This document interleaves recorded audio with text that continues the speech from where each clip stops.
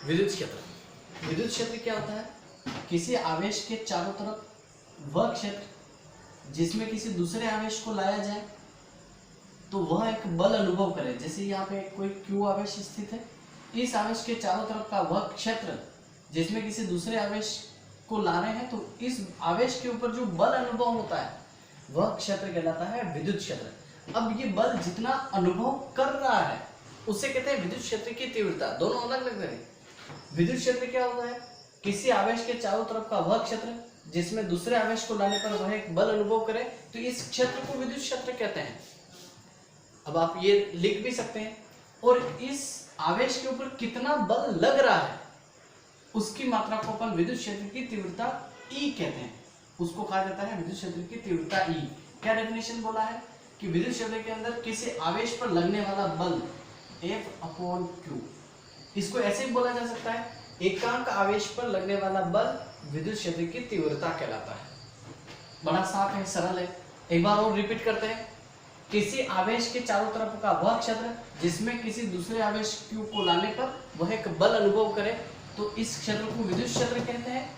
और इस आवेश पर लगने वाले बल की मात्रा को विद्युत क्षेत्र की तीव्रता कहा जाता है, जिसे E से प्रदर्शित किया जाता है। अब अपन पढ़ने जा रहे हैं कि विद्युत क्षेत्र की तीव्रता एकल आवेश के कारण कितनी हो सकती है। एकल आवेश। और एक बात और इसमें ध्यान देने की जरूरत है, जिस आवेश के कारण विद्युत क्षेत्र उत्पन्न हो रहा है वह आवेश प्लस तथा माइनस दोनों प्रकार का हो सकता है।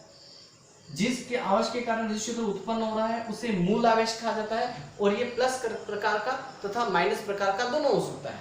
लेकिन जिस आवेश पर बल अनुभव किया जा रहा है वो हमेशा प्लस प्रकार का ही होगा, जिसे परीक्षण आवेश कहा जाता है। परीक्षण आवेश हमेशा धनात्मक प्रकार का ही होगा, ये ध्यान रखना है। अब इस पर ध्यान कर रहे हैं, फाइंड करना चाह रहे हैं अपन विद्युत क्षेत्र की तीव्रता का सूत्र, जिसे क्या कहा जाता है? एकल आवेश के कारण विद्युत क्षेत्र की तीव्रता का मान ज्ञात करना है। ये एकल आवेश, एक आवेश के इसके कारण यहाँ पर कितना विद्युत क्षेत्र की तीव्रता लग रहा है, जिसे अपन विद्युत क्षेत्र की तीव्रता कहते हैं। विद्युत क्षेत्र की तीव्रता माना कि यहाँ से ये R दूरी पर है, बिंदु के नाम देता हूँ A B, दोनों आवेश है Q Q जिनके बीच की दूरी R है। तो यहाँ पर विद्युत क्षेत्र की तीव्रता का फॉर्मूला क्या होगा? E = F/Q। Q पर लगने वाला बल ही विद्युत क्षेत्र की तीव्रता कहलाता है। अब ये B क्या है? ये जो F है ये क्या है? दोनों आवेशों के बीच में लगने वाला बल, कूलाम्ब बल क्या विद्युत बल।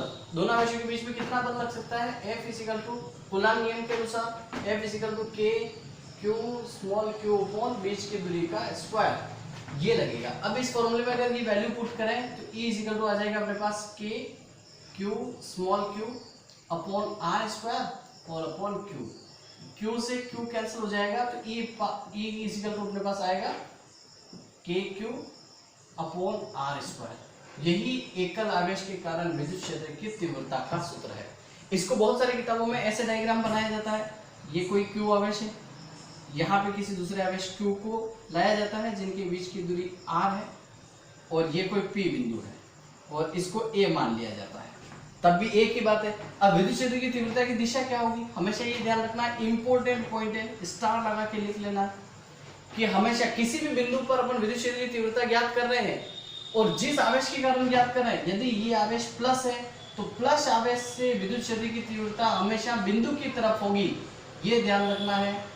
प्लस आवेश से विद्युत क्षेत्र की तीव्रता की दिशा हमेशा बिंदु की तरफ होगी। बिंदु कहाँ है? B की तरफ, तो इसकी विद्युत क्षेत्र की तीव्रता की दिशा किधर होगी?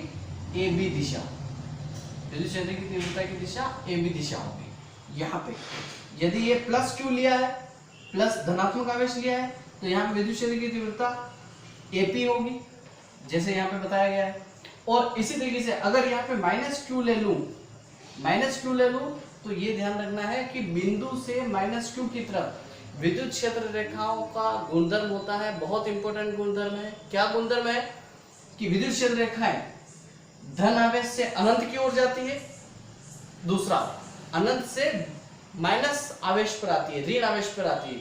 तो इसी प्रकार ये विद्युत क्षेत्र की तीव्रता की दिशा भी इसी को प्रदर्शित करती है कि अगर यहाँ पे प्लस Q ले लिया जाए तो विद्युत क्षेत्र की तीव्रता की दिशा AB दिशा होगी और माइनस Q ले लिया जाए तो PA दिशा होगी।